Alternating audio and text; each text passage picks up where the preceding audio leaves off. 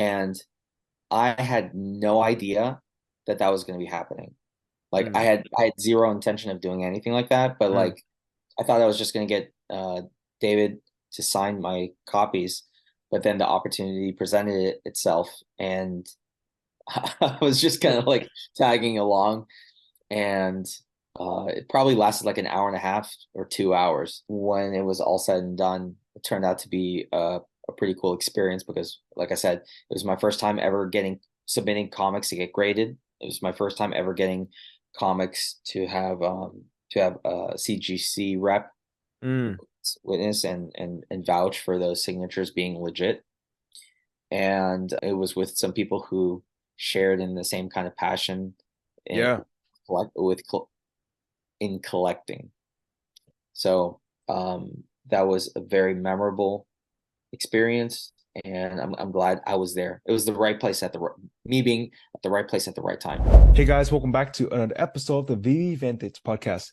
Today, Mr. V and I will be reflecting on our trip to New York Comic Con, why we think VeVe will be the number one platform that many licenses and brands will partner with when they want to go digital, how Mr. V scores some of the 40 super scarce VeVe Marvel comic books with the signatures of David and three Marvel artists, and some surprising backstories that we've never mentioned before. It's going to be a lot of fun.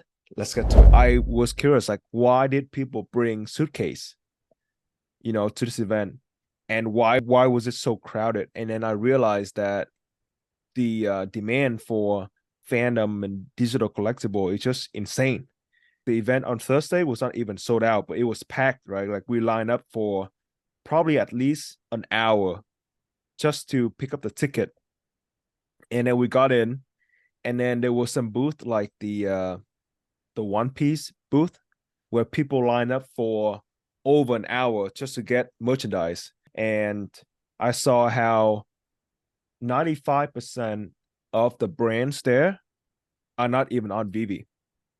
But then people still line up to buy their merchandise, to buy their physical collectibles. And some of these brands, I have never heard of them. So I'm not like really into fandom and stuff, but some of these brands are independent comic book publishers, independent toy makers, and people still bought so many things. And the only thing that I could imagine at that time was that, well, if they were to decide to go digital with their collectibles, they would be looking at a credible platform to partner with. And VeVe is basically that platform because they have that credibility, they have that experience, and they have that fan base. We have Disney, Marvel, Disney Comics, Star Wars, um, and we have an existing fan base. I bet you the guys from the Addiction comic books were blown away by the enthusiasm and the passion from the VeVe community. I don't think they expected to order a new truck of comic books before noontime on the first day of Comic Con. Remember that guy Vincent? Like he had to go around and actually organize people in lines, and how he mentioned like he had to order a new truck that is coming like later that afternoon because everybody bought up all the comics. And so, seeing that reaction kind of had me thinking that when these brands want to go digital, they will choose VeVe because a lot of people are looking at VeVe as the success case in this digital collectible industry. When the Addiction comics came on, they were sold out during day one. People line up to buy comics, people line up to buy the slabs. They will definitely overwhelm. And I think that is a very positive signal to other brands who want to partner with VeVe. Same to Funko, same to Marvel. I bet you the people at Funko actually took note when they were at the Thursday party because there was so many of the VeVe community showed up and people had to wait in line for an hour. Um, and the folks from Marvel took note when they saw people lining up at the Marvel VeVe booth because when we came in, the line was on the VeVe side instead of the Marvel side. All of that will tell the partners, the current partners and the potential partners, and those who are thinking about going digital, that VeVe is that platform that can get them the exposure, the customers, and the platform that has that experience to make things happen. Yeah, sure. Like I think, I mean, some obvious things that we could kind of just like point out again is the on-ramp process is pretty simple because you just need a cell phone. The Mm. buy, sell functions are very user-friendly. They have multiple IPs on the same platform, and just like you would see in any general toy store or comic store.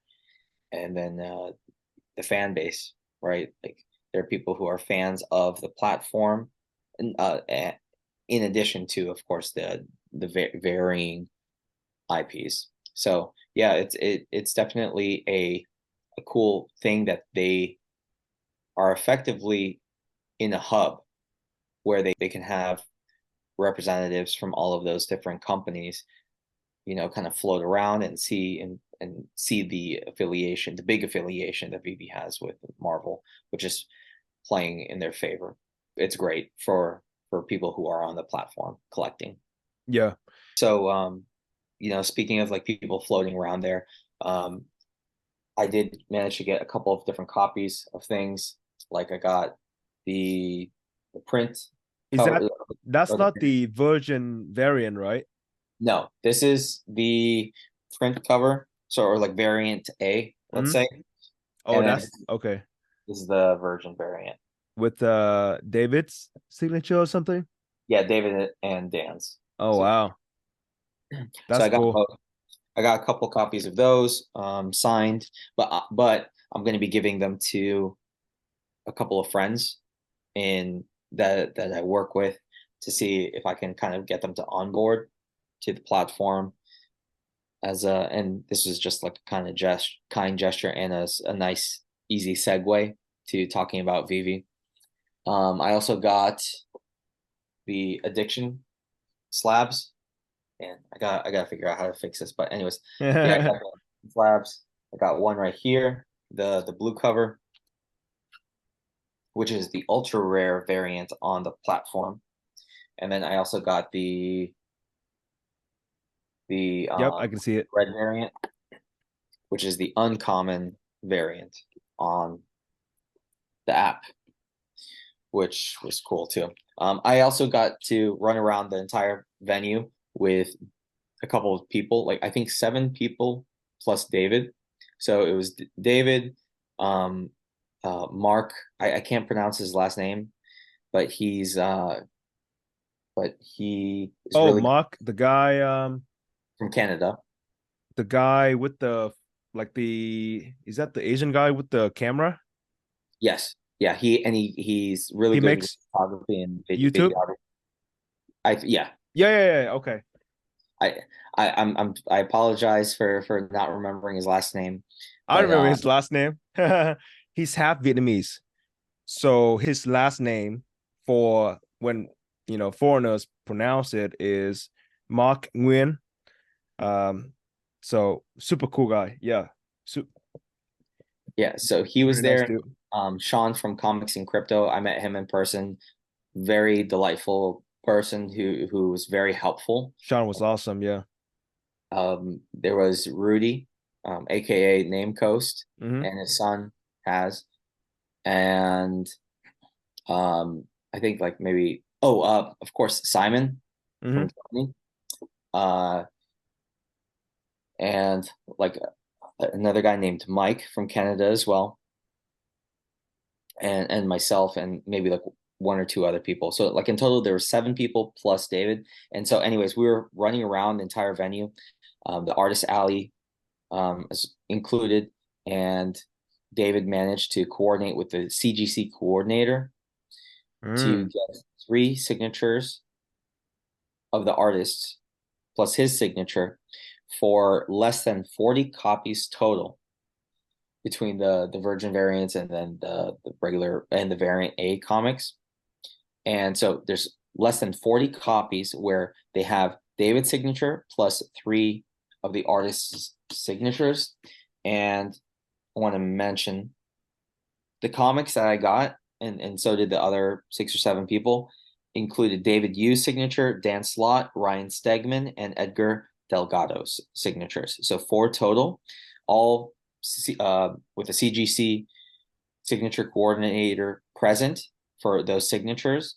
And then we all submitted them for those comics for grading. So fingers crossed that they're all going to be 9.8s because they were all new. We bought them straight from the VeVe booth. So this was Friday, and the reason why I'm asking was because I only went on Thursday. It was Friday. You and 6 other people plus David had these comics, the variant A and the Virgin variant, right? Correct. And David managed to grab somebody from CGC to walk around with you guys to go back to the Marvel booth or something to get the 3. So how it worked was he was the signature coordinator was present as David signed all of our copies. We made the payment, but like we paid for getting all these artists to sign our comics as well. And so he either brought all the comics over to the artists, or the artists came over to the signature coordinator and signed in front of him. Wow. And then they shipped those comics out for grading, and we should be getting them in the next like maybe 2 months, I think. What else can I say? So did you actually meet the 3 artists? We saw them. We saw them in Artist Alley, but they were busy with other clients and fans and whatnot. So it just made things a lot easier in terms of moving the comics around and all of that. So that was pretty cool to have that experience. And also that was my first experience ever getting comics graded. Yeah. So the coordinator was there observing David signing it, and then CGC will have the 3 artists sign it as well. Correct. Right. And then you pay for that process, that observation and those signatures. And then also you're paying for the grading too. Yes. Yep. And then, okay, go on. And I had no idea that was going to be happening. Like I had zero intention of doing anything like that, but like I thought I was just going to get David to sign my copies, but then the opportunity presented itself, and I was just kind of like tagging along, and it probably lasted like an hour and a half or 2 hours. When it was all said and done, it turned out to be a pretty cool experience because, like I said, it was my first time ever submitting comics to get graded. It was my first time ever getting comics to have a CGC rep witness and vouch for those signatures being legit. And it was with some people who shared in the same kind of passion in collecting. So that was a very memorable experience, and I'm glad I was there. It was the right place me being at the right place at the right time. Hey guys, just a quick message. Every week I, Mr. V, work over 20 hours to bring you the most non-BS VeVe content. English is my second language, and there were nights we recorded until 1 a.m. My brain stopped processing, and I naturally spoke Vietnamese to him, and it got pretty weird. But that's just how dedicated we are to this podcast. In return, we ask you to enter a gentleman agreement. We will continue working until 1 a.m. for you, but we ask you to subscribe to the podcast, leave us a rating, and tweet at us to tell us what you think, because those comments will ultimately help us to refine the content just for you. That's it. That's all you need to do. Let's get back to it. Yeah.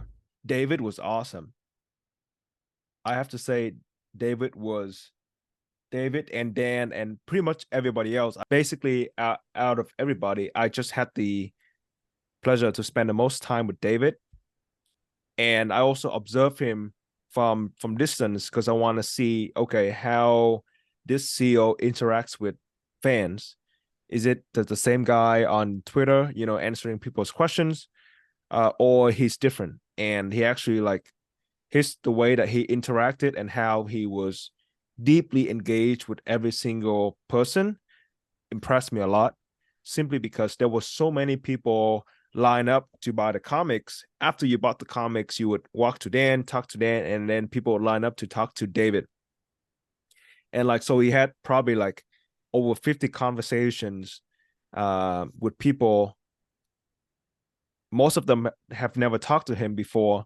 And every single one of them, even like the conversation that he had with me at New York Comic Con when he was so busy, like he was super present.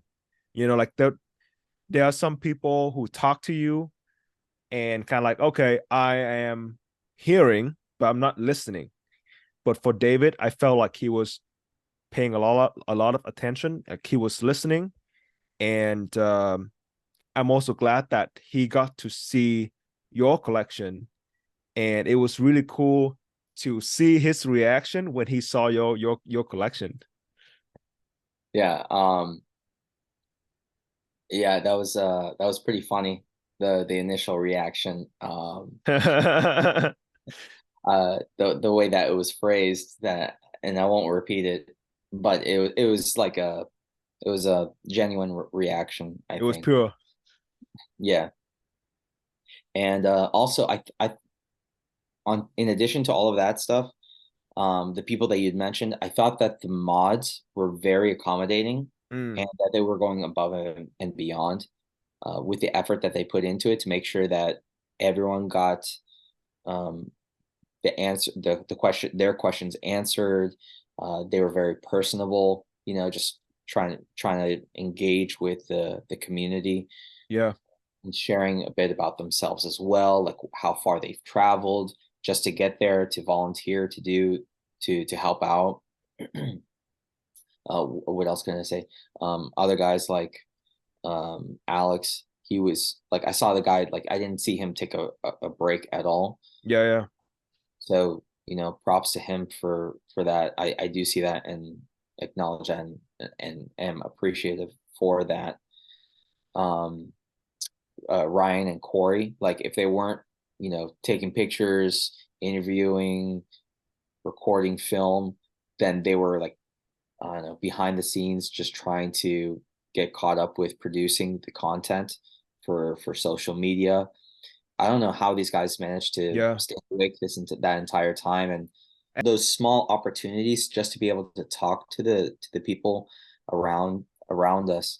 Like I had some wild conversations. I like not in like a crazy situation kind of thing, but Hmm. like more like it was very refreshing to be able to connect to people Oh on a yeah. personal basis, just because like there's this disconnect when you're on online, and you may not have that same opportunity to connect with people, but there's a lot to be said about seeing people face to face, sharing little experiences, stories, and just whether or not you see people who have like really cool collections, or like people who are whales on the app, or people who are just starting.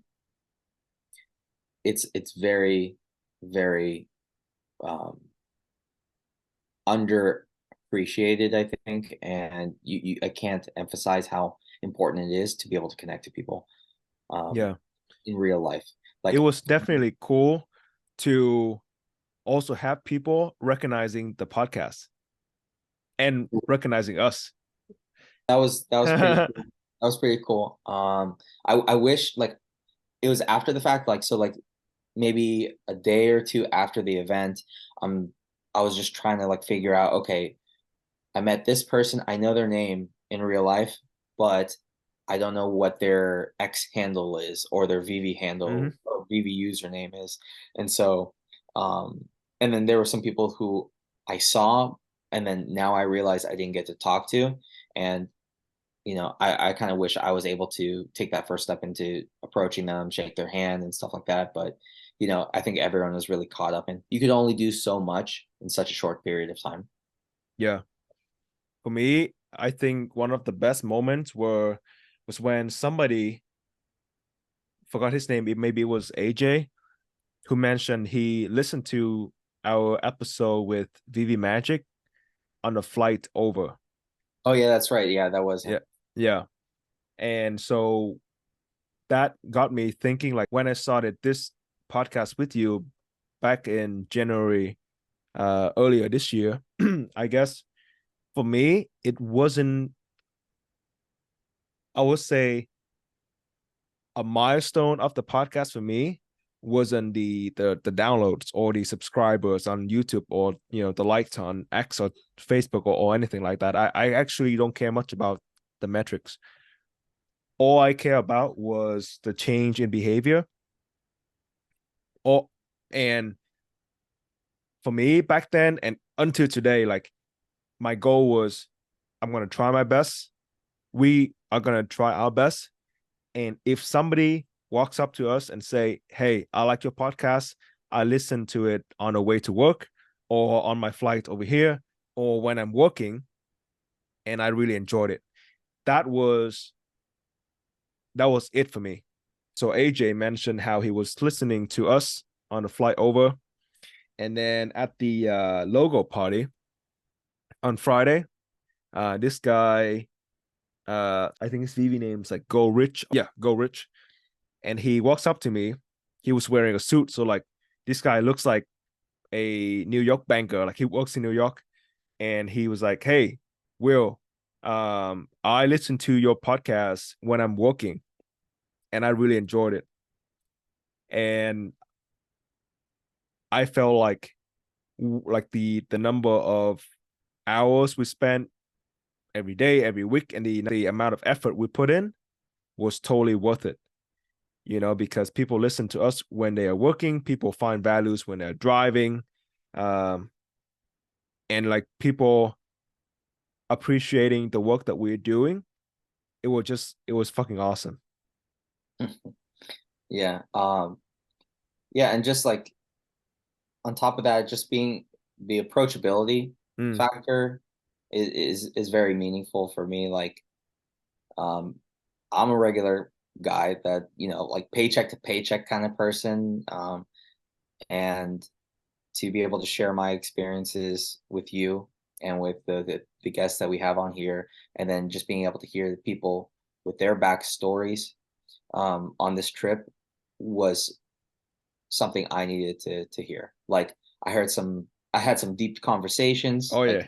for the people that I got to talk to, I'm talking about, and that, I can't put into words like how meaningful that was for me, just to be able to connect to people. And like, just because like I think I thought I was approachable, but like I guess some people still didn't quite feel that until they saw me in person. Not that like there's anything special or unique about myself. It's just like, we get to share our stories on here, Mhm. share our findings, and what have you. But to be able to further extend that into real life just made the trip all that much better. Yeah, yeah. Like you mentioned deep conversations. I had one in mind. So I saw Michael Campus account popping up a couple times on the feed, but the way that I usually post content is I would make content, I post them on X and Facebook and VV and Reddit and YouTube. So I don't really have the time to engage with people from the communities, because I spend a lot of time like working and making more content and planning, doing all those kind of things. So I saw Michael's account popping up a couple times, and then I met him at the event, and we started talking, and he was saying like, "Oh, I am from Cuba," and I mentioned to him, "Oh, I've been to Cuba. I traveled there for 7 days, and it was a fantastic experience because we didn't have Wi-Fi for the whole 7 days, and I had to negotiate to get a taxi ride, and the people who were super nice, and the cars were all vintage, and it was just a totally different experience." And we started talking for like 45 minutes about Cuba and the relationship between Cuba and Vietnam, because Cuba has one of the best medical system, and Vietnam have relationship with Cuba where we'll send like people to learn how to become a doctor, and a lot of Vietnamese will come to Cuba and do that.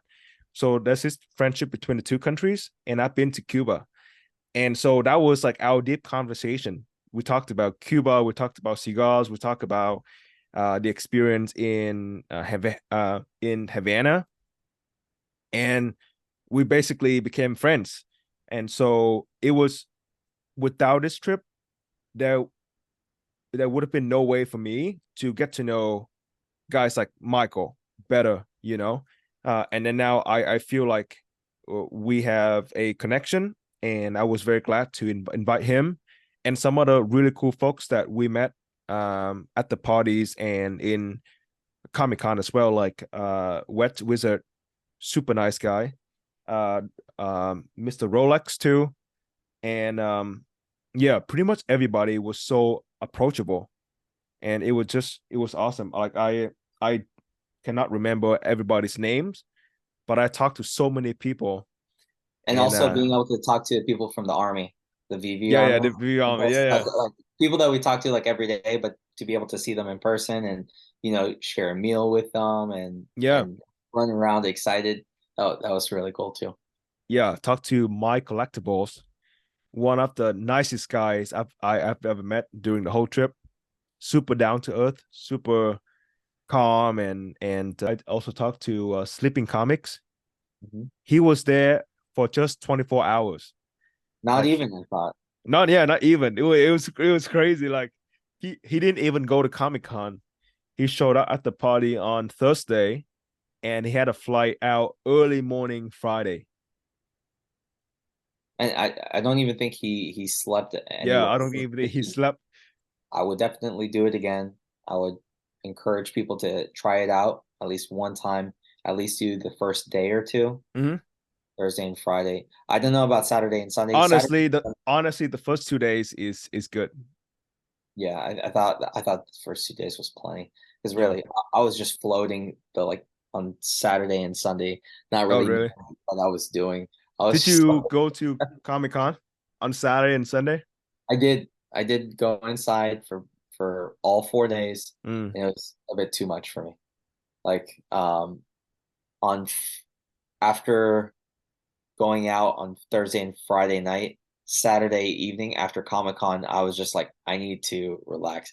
Like it felt like I was walking, the kind of tired or exhaustion that you feel when you go to a theme park, like just all day, your Man, feet that hurt. first day, remember that first day, the Thursday, that was crazy, right? Yeah. Because I think both of us, being first time Comic Con goers, we were overwhelmed by the amount of people, right? And then I also want to tell this quick story of that Thursday. So we were at the Comic Con, me and Mr. V, um, that morning talking to people, hanging out, going to the VeVe booth, the addiction booth. And then one of our goals at the event was to interview David. And David was super busy because he was working at the VeVe booth in the Jarvis Center, and he was helping to organize the VeVe Ron English Funko Party, maybe like a couple blocks away or something like that, or even further. But he had to run around because New York Comic Con ended around 7, and the VeVe Funko Ron English party started at 7. So he left early. He had to leave early along with other team members to go to the Edition hotel to prepare for the party, because there was a lot of people, um, performers who showed up early because they had costume, and they had to do the setup, all those kind of things. So around, we stay until maybe 2 or 3, and then um, David told me, "Hey, Will, if you want to do the interview, I have maybe half an hour." So I told Mr. V, "Hey, this is the time to do the interview. Let's just, for me, I'm only here for Thursday. I'm willing to skip it to make it happen. So we decided, okay, we're gonna spend 15 minutes, get stuff or whatever, and then we're gonna go to the hotel. So around 3 or 4 p.m., we got there, and it was really cool because that's why I wanted to tell the story. We saw people setting up. You can see in my vlog, we saw David just casually having lunch with Ron English. We saw other folks like Reese, Dan, Pudding Chick, and David was extremely busy. So he was having lunch and he was working with the people at the hotel and the performers and everybody in the team member to make sure that everything would work out according to plan. This guy was just a perfectionist. So I and Mr. V wanted to be helpful. So we spent maybe 45 minutes folding t-shirts, um, and bagging them essentially, because for those who are listening and didn't have the chance to visit the Comic-Con or the parties, on the Thursday parties, um, everybody got like a bag. Was it everybody or was just some people? It was just the people who had the gold and silver logos. Not the Funko bags, but the bag with the t-shirt and the comics. Yeah, that was it was for those Oh holders. wow. Okay. So certain uh, NFT holders got a bag of Funko and Ron English goodies, and another bag of the of that has a t-shirt and the comics. And to those who are listening and have the bags with the t-shirts, we helped folding and bagging them. So that was pretty cool, because that was the opportunity to chat with other team members. We didn't talk about VeVe at all. It was just like, like meeting folks and just seeing, people interacting and seeing a real team instead of like speculating, oh, how many people they had or, XYZ. We actually saw like 30 people from the VeVe team working at the party. So that was pretty cool. And then we had the chance to talk with Pudding Chick, super nice guy, super down to earth.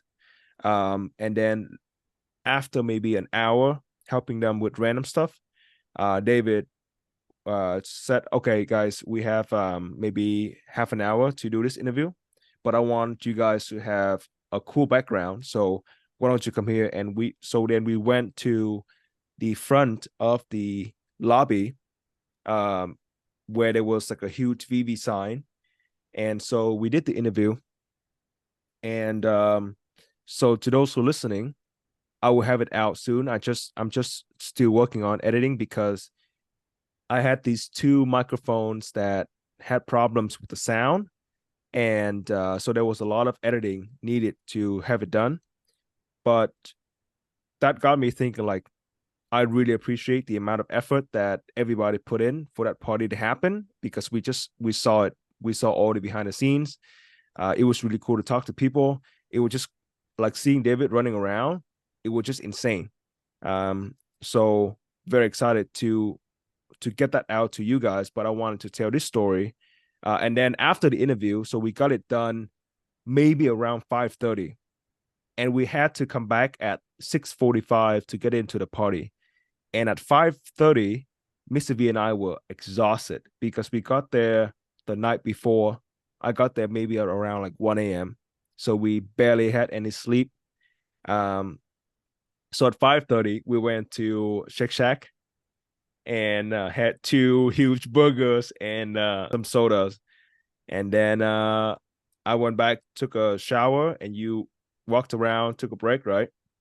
I literally didn't know what to do. Like I think I sat like on I just walked over to a quiet area, called my family, and then for like 45 minutes before I had to walk into the line and wait for the party. So I didn't get a break at all that day. I didn't get to lie down or anything. Yeah. I I was luckier because I my friend stayed at close to the party, so I got the chance to go back and took a shower, And then we got back to the party and got there around like 6:45, and we just like enjoy the party until maybe 1 or 2 in the evening. I was actually one of the last ones to leave. I hand out maybe like the last 3 gift basket with the t-shirt and the comics.